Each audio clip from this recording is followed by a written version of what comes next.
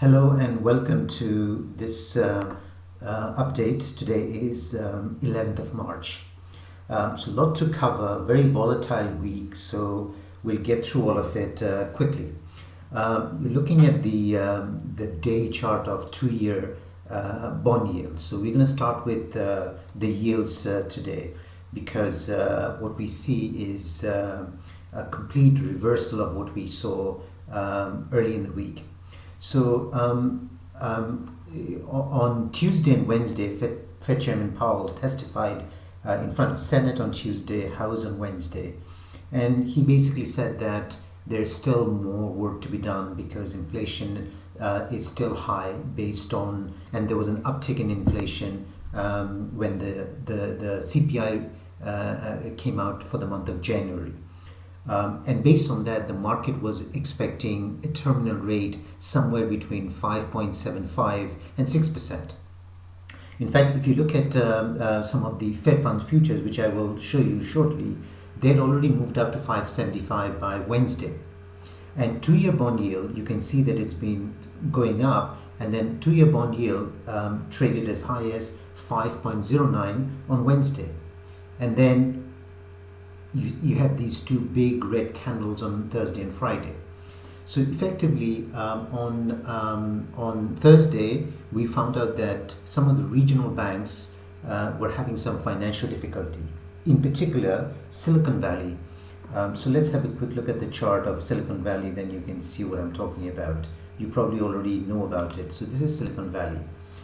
So they fell sharply, and what we've learned was that Silicon Valley basically supports private equity customers, and these customers had deposited huge amounts of money with Silicon Bank. They then put a lot of the money into US Treasury, 30-year US Treasury bonds. But as Federal Reserve was increasing interest rate from all of 2021 and into 2023, the value of these treasuries fell. What that basically meant was that they had unrealized losses on their US Treasury investment. And when the venture capital customers learned of this, they wanted to withdraw some of their money. And in order to pay those cash out, Silicon Valley had no option but to sell some of the treasury investments and took a huge loss. And so the stock dropped significantly. And by the end of Friday, Silicon Valley basically pretty much for all intents and purposes has gone bankrupt. And it wasn't just Silicon Valley, but there were other regional banks which also reacted very negatively. So look at this one. This is Signature Bank. It was down 38% just last week. This is Pacific Bancorp. It was down 55% last week. This is First Republic. It was down 33%, but it traded as low as 45. So at its worst, it was down almost 60%. This is Western Alliance. So this one was down 35% on the week, but it was down as much as 60% at its low. So many of these, even though these other regional banks, they haven't said that they were having financial difficulty, but the market is now reacting negatively to all of these. So there is some kind of uncertainty now surrounding some of these regional banks, and there are lots of rumors. So it's very difficult to know what's the truth. The Federal Reserve hasn't made any statement, so we really don't know, other than the fact that they're investigating, the big money center banks are in good shape, etc., etc., etc.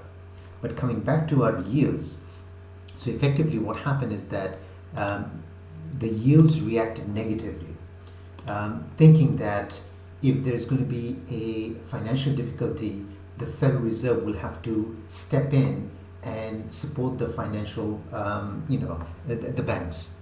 As a result, the bond yields fell sharply. The 2-year bond yield fell 50 basis points between Thursday and Friday. If you look at the 10-year bond yield, it also fell sharply. If you look at some of the Fed funds future, so this is the Fed funds future for. Let's look at the September. The Fed funds future for September closed at 522. On Wednesday, it was at 575. So basically, the market was expecting Federal Reserve to increase interest rate to 575 by September of this year. But now the market is thinking that Federal Reserve probably will not go above 525. So that's a big U-turn. If you look at October, this is now predicting that the Federal Reserve may not even go to 525. They may have to, they may not even go above 5%. So if you look at the December Fed funds future, it is now expecting Fed funds rate to be below 5%. If you look at the February of 2024, it was, it traded as high as 5.4% on Wednesday. It's now at 4.7. So it's now expecting a rate cut by February of 2024. So there's been a huge U-turn, and it's very difficult to say, it's difficult to say whether or not the yields will continue to fall or whether they will stabilize and then start to move higher. So there's quite a bit of uncertainty surrounding what's happening in the bond market. And obviously the equities are also reacting, which we'll get to it in a moment. But the bond yields have made a big reversal, so we'll have to wait and see whether or not this continues to the downside or whether they stabilize and then start to move higher. But the market definitely is now thinking that Federal Reserve may have to kind of pause, and that could happen as early as March. So there is now, previously market was thinking that in the March meeting, which is on March 21st, the Federal Reserve will increase Fed funds rate by 50 basis points. But now some are thinking that they may not raise interest rate at all. And if they do, it would be 25 basis points at best. Now that said, next Tuesday we're going to get the CPI report. So let's quickly look at what the CPI expectations are. So this is the CPI. So market is expecting, last month the core CPI came in at 6.4%. So the market is expecting core CPI, the headline number, to come in at 6%. So that would be a drop of about 0.4%. I mean, that definitely would be welcome. So that would be a fairly decent drop. If you look at the trend, you'll notice that last month, so in January it came in at 6.4. In December it was 6.5. You can see that there was not much difference between December and January. So if in February, at the end of February, CPI comes in at 6%, in line with what the market is expecting, that would be a decent drop. It would be a drop of 0.4%.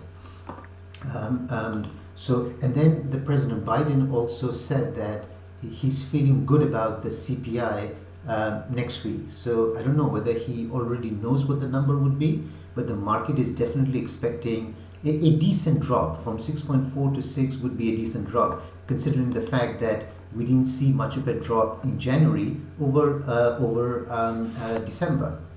Now, but the number I think I want to focus on is this number, the month over month, which is this number. See, last month inflation rose by 0.5% in January. So this month meaning in the month of February, the monthly inflation is expected to rise by 0.4%. Now, if we look at the trend, so this is the trend. You can see over the last few months it's been quite volatile. So we've had flat 0.2, 0.4, so forth and so on. So if you kind of eyeball what the average monthly increase has been, maybe it's somewhere around here. So let's just say it's 0.3%. Now, if every month inflation rises by 0.3%, we get an annual inflation rate of 3.6%. Right? Now, 3.6% you might say is not bad. But if you look at what the expectation is, the monthly inflation is expected to come in at 0.4%, which would be average of what we've been seeing over the last few months. So inflation is still elevated. So last month, in the month of January, we got 0.5, and if we get 0.4, it would be above what the average has been over the last 6 months, let's say. I mean, if you look at this one, the average, say, is around 0.3. So inflation is still an issue. So if inflation comes in at 0.4%, obviously the temptation on the Fed would be to increase interest rate. But if we have turmoil in the banking sector, then it would be difficult for them to raise interest rate when there is stress in the financial system. Because if they increase interest rate, what's going to happen is that the value of bonds is going to fall. If the value of bonds fall, that puts more pressure on many of the regional banks which is holding US treasuries. So this is something, the Federal Reserve has to be aware of, and we'll have to see how this resolves itself. Now, if you look at the core is concerning, because if you look at month over month, so this is the core month over month. Last month, core inflation rose by 0.4. There is no change expected. In fact, if you look at in December was also 0.4. So there doesn't seem to be any improvement in core. If you look at the core year over year, last month it was 5.6. In the month of January, last month meaning for the month of January, for the month of February, market is expecting 5.5, which means that the core is likely to be virtually unchanged. So it looks like we're not making any kind of progress on the core, which is basically where the Federal Reserve wants to see improvement. But either way, this is going to be, market would be reacting to these numbers. If the numbers come in, say below 6% headline, I think the market has an opportunity to rally, because then Federal Reserve might look at lowering inflation plus turmoil in the banking sector and might say that, hey, maybe we don't need to be aggressive, because Federal Reserve, Fed Chairman Powell was quite aggressive in his comments, saying that Federal Reserve needs to do more. So I think next week will be important, and the week after is the FOMC meeting, and then we'll find out where the interest rate wants to head. But I would expect volatility to continue next week also, especially in light of what's happening in the regional bank. But let's come back to our market and see what do we see. So let's get to S&P 500. So let's see what do we see in kind of structure. So the structure we see is one of lower highs, high right here, lower high right here, another lower high. And you can say lower low, and then lower low. Previously, we had just the opposite. We can see low here, higher low, and obviously higher high. So the sequence of higher highs and higher low has been broken, and now we are definitely in a downward direction. So that's what we see from a structural point of view. Now let's look at and see where prices are in relation to the various moving averages. So if I bring in the moving averages, I have three. So the black one is the 200-day moving average, the green one is the daily 20 EMA, the yellow one is the daily 50 EMA. And as you can see right now, we are below all of the three moving averages. So that's negative. I mean, you can see that S&P 500 did bounce off the 200-day moving average early in March, but last week, with all the turmoil going on in the regional banking sector, it wasn't able to hold. So now we're below the 200-day moving average. So this is now negative. You also see that the daily 20 and 50 is now beginning to curl and move to the downside. Something you might say something similar to, say, right here. Right here, when they curl, are we going to have something like this? Well, we don't know that yet, so we have to wait and see how that play out. But the fact that it's now beginning to curl and looks like it wants to head lower, this is not a good look for the market. So from a moving average point of view, all of them, the price is below all of them, so that's negative. If we look at the momentum indicators, what do we see? MACD moving lower. It has now crossed below the zero line, so this is now negative. RSI is below the 50 level, so momentum is definitely negative. on a daily basis. You can see RSI made a new low. This was the previous low. It has now made a new low. Yes, it is approaching oversold level, but definitely momentum is negative. So what are some of the levels we should be looking out for now that we have all of this? So we've discussed the technical picture is, momentum indicators are weak. We saw that we said that the price action is weak. Okay, so what are some of the levels we should be looking out for? Okay, so look at the horizontal level. You'll see that S&P 500 traded between this zone and this zone. And spent some time in this zone, and then it broke to the downside. A full measured move of this distance to this distance right here projects a price target right here, which brings us to the October lows. So this level is what? This level is around 37.75. So if S&P 500 were to decline the full distance, then it would basically bring us to the December lows. Now, obviously, in between there is also a support level in the middle. So if I were to draw a channel in between these two, so this area is also going to provide some support, the halfway, which is around 38.50. You can see there's quite a bit of interaction at the top of this range. So 38.50 would be the first level I would I would watch, and then this level, which is 37.80, which basically brings us to these lows right here. Also, so if I remove these, so those would be the levels. So if I remove those, and I want to look at Fibonacci. If I draw a Fibonacci from here to here, the 68% was this level.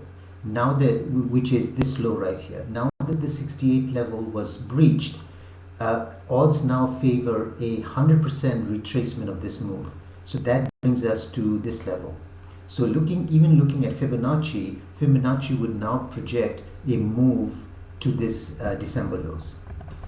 If I were to draw another fib, so if I get rid of this, if I were to draw another fib from this October low and connecting, so let's just do from this October low and connecting to this high right here. Where is the 61.8? 61.8 is basically these December lows.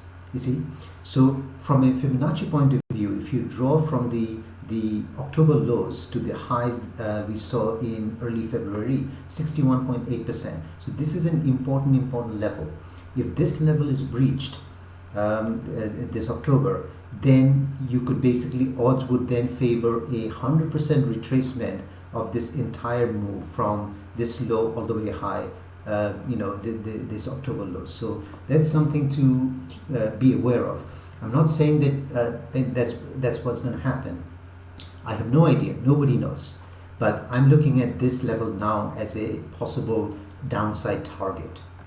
Now this, so I'll get rid of the, now this level is also important because if you look at the weekly chart, you'll see that the weekly high sits at this level. So right here, so this is the weekly higher low. So this is the low, this is the higher low. This higher low is 3,800. Which is basically if you come back to the daily chart, which is basically this level right here. So from a weekly perspective, this level is significant because if you look at the weekly basis, if this level is breached, then you basically have to consider this level, because once this level is breached, then you have to consider this level, which is the October low. So there's a lot at stake. There's a lot at stake. Also on a weekly basis, if you look at it, you'll notice that there's a weekly higher low being formed. See, this was the high, it pulled back, and then it formed a higher low, and then so this sequence of higher high has now been changed to a higher low. So this is now looking weak. You can also see that there was some support right here on a weekly basis, and that has been breached. So on a weekly basis also, this is now looking quite weak. So coming back to the daily level, the level to watch would be this low right here.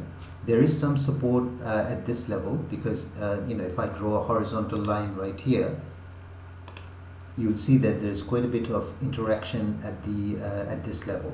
So I would watch what happens right there, and then finally this would be the next level, 37.67. What are the corresponding levels on SPY? So on SPY, the first level is this level, which is 385, and underneath that it's between 375 and 377, those two levels. Those would be the levels to watch. And on SPY, resistance would be obviously this level right here, which is around 393, which is basically where the previous support was. Now, if we go back to NASDAQ right now to see what do we see. So I'm going to get rid of some of these. So let's look at the structure first of all. So even in NASDAQ, I mean, by the way, NASDAQ I would say has been holding up better than S&P 500. But even then, NASDAQ is also now beginning to look weak. You can see that high right here, a lower high right here, a lower high right here. And it was different before. You can see low right here, a higher low, higher low. So we had higher lows and higher highs previously, but that has now changed to a lower high. So this, but we don't yet have a lower. We don't yet have a lower low because we haven't breached this level yet. But nonetheless, the structure is looking weak. Also, if you look at the momentum indicators, you can see MACD is moving lower. It hasn't crossed below the zero line, but it looks like it wants to. RSI has fallen below the 50 level, so momentum indicators are weak. Price structure is weak. If I bring in the moving averages, what do I see? I now see that NASDAQ is now below all of the moving averages, the daily 20, the daily 50, the 200-day moving average. So from a moving average perspective, this is negative. So let's look at some of the horizontal levels and see what are some of the support areas. Now let's just get rid of the Fibonacci for a second. So NASDAQ had traded between low here and a high right there. So if you take the distance, and if NASDAQ were to break this level, which is the previous low, then the full measured move would project a target to this level right here. What number is that? That's around 11,100. But before that, there's also support at this level, which is halfway between these two levels, which is around 11,500. You can see that there's some support, right here in December. So I would be looking at 11,500, and then the next level would be 11,150 if NASDAQ were to establish a new swing low. It hasn't done so yet. It closed right at the previous low. So we have to see whether or not NASDAQ breaks it. If it breaks it, then these would be the two levels I would be looking out for. Now, if I were to draw a Fibonacci, say from here to here, where is the 61.8? 61. Right now we're at the 50% level. See this level right here is at the 50% level. 61.8 is where this horizontal line I drew, just above this. So this area could be an interesting area, which is around 11,500, 11,470 to 11,500 for NASDAQ. And for QQQ, what are the relevant levels? So QQQ obviously closed right at the previous low. So if this level were to breach, the next level would be 280. And then, because you can see there was support right here in November and December at the 280 level. And then below there, the next level would be around 272, which basically is the full measured mode of this distance. So those would be the levels to look out for. If I look at on a weekly basis for NASDAQ, you can see that on a weekly basis, MACD is kind of struggling. It hasn't gone above the zero line, so it's kind of struggling at the zero line. RSI closed just below the 50 level. If you look at S&P 500, RSI weekly has turned negative. This is not good. This is not good because you can see that in all of 2022, RSI was primarily below the zero level. So if I just draw a vertical line right here, so this is when RSI fell below, and then in early January, RSI basically moved above, and there were a couple of instances where it moved above the 50 level, but you see that when RSI remained below the 50 level on a weekly basis, we saw weak price action, and now we're seeing RSI fall below. The longer it stays below the 50 level, the higher the probability that we're going to see weak price action. But if RSI were to reclaim the 50 level, let's say next week CPI comes in, market reacts positively to CPI, and RSI is able to get back above 50, then obviously the momentum will shift. At the moment it's negative, but because market is quite volatile, you could see changes in momentum from positive to negative and vice versa.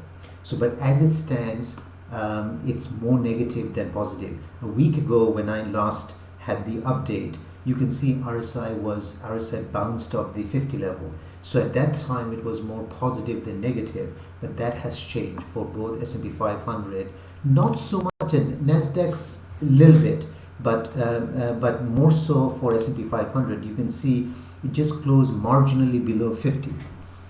Now, where we are seeing real weakness is basically in small cap and Dow Jones. You can see small cap on a weekly basis broken important. This is a bearish looking candle. RSI is below the 50 level. So if I look at on a daily basis, what are some of the levels we should be looking out for? You can see that it has broken below this support. So next level to watch would be, so if I were to draw another parallel channel connecting, so you can see, if you draw another parallel channel, you can see it found support. So this would be a level to watch, 1752, and below that it would be basically the December low. So that's S&P. This is the Russell 2000. The Russell 2000 looks quite weak actually, and also if you look at Dow Jones, that's also looking quite weak, because you can see, having traded between this level and that level, Dow broke to the downside, so a full measured move will project a price target to this level. So what's this level? So this level is around 31,000, just under 31,400. So that would be, and if you look at on a weekly basis, so let's get some of the right, you can see that it has broken, established a new swing low on a weekly basis, so that's also looking quite bearish. So markets in overall are looking more bearish than bullish, as of the end of this week. But we've got, we've got CPI, market will react, and we'll see whether or not that continues the selling or that basically reverses things. We've got regional bank crisis going on, so we'll have to see how things evolve from there. But I would basically remain cautious right now, because the technical picture definitely looks more negative than positive.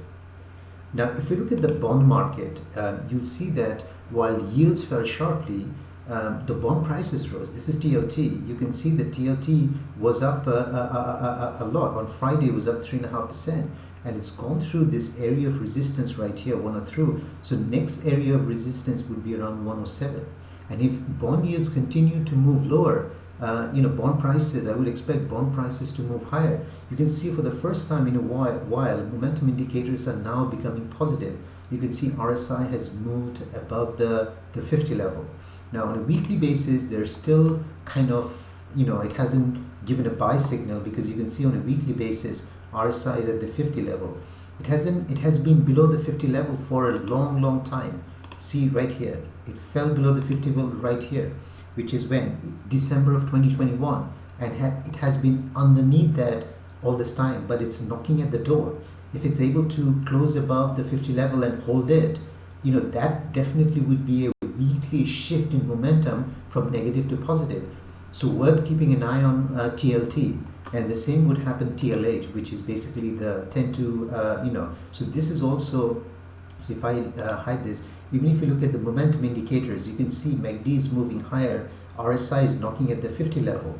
You can see that ever since it fell below the 50 level right here, it has struggled to get back above. So, if it makes a weekly close above 50, that would be definitely a change in momentum on a weekly basis.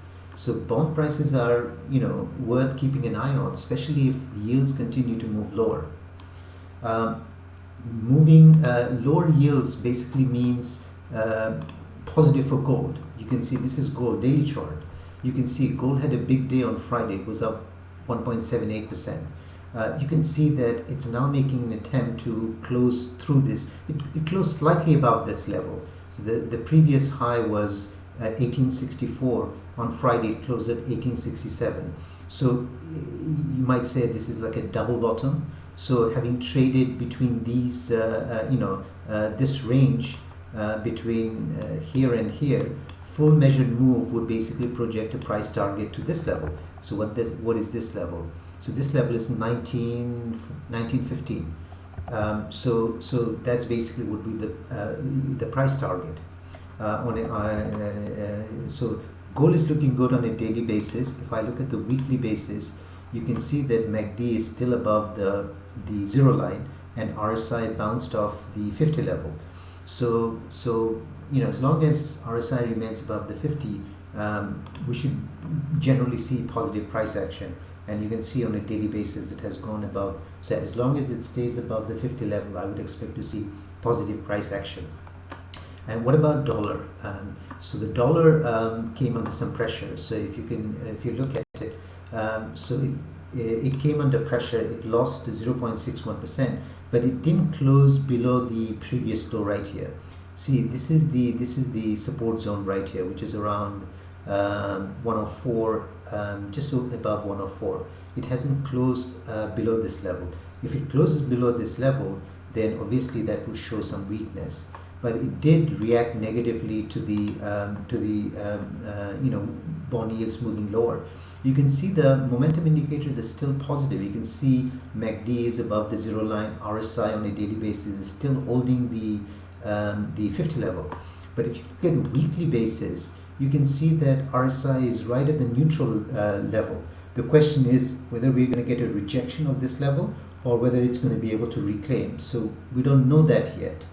You can see that when RSI was above 50 level right here until this level, you saw positive price action. So there's a lot at stake here. So this could either become a resistance, as we saw it act as support right here. So whether it's going to act as a resistance. If it acts as a resistance, then I would expect sideways to lower price action.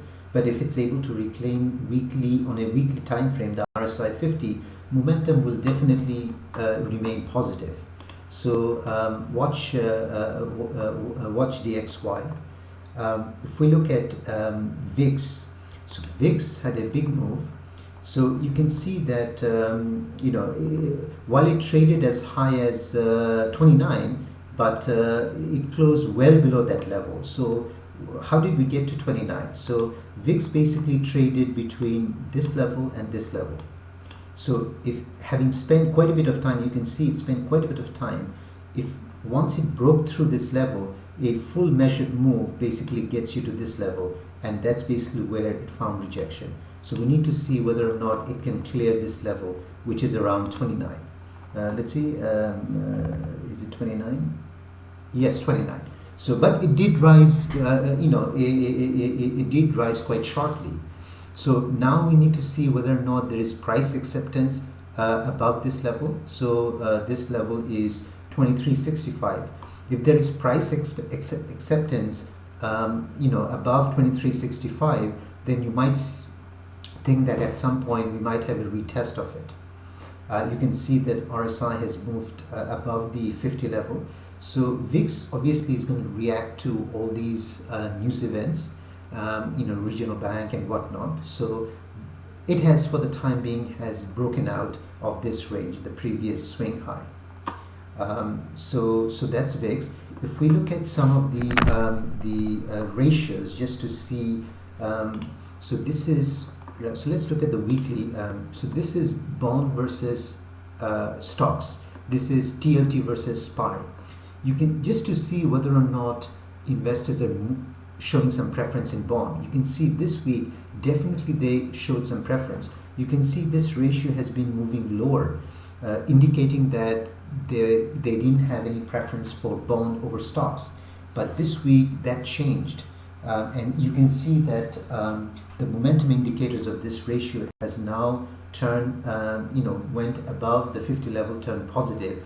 So this is on a weekly basis.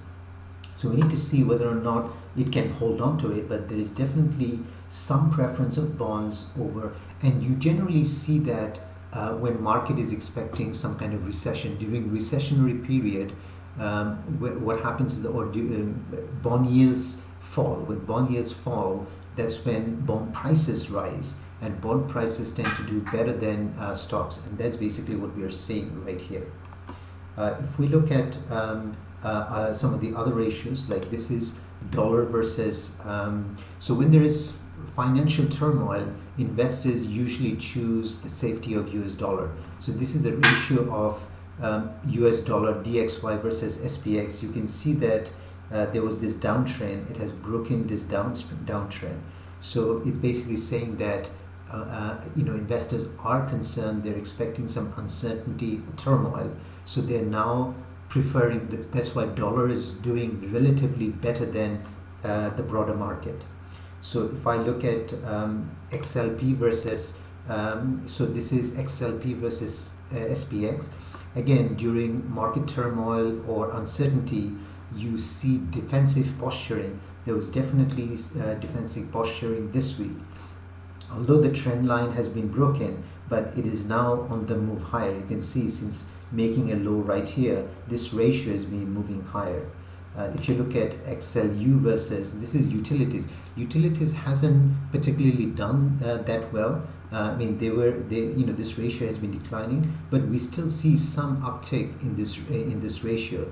So if this ratio continues to move higher, that's also an indication that investors are looking for more defensive posturing. So that's all the ratios I want to show. I want to show. So I'm going to leave it at this. So keep watching the market, S&P 500. The levels we talked about. Thank you very much for watching this video. Please consider sharing, liking, subscribing, all that good stuff. And I hope to see you again in a future video. I'll leave it at that. Thank you very much.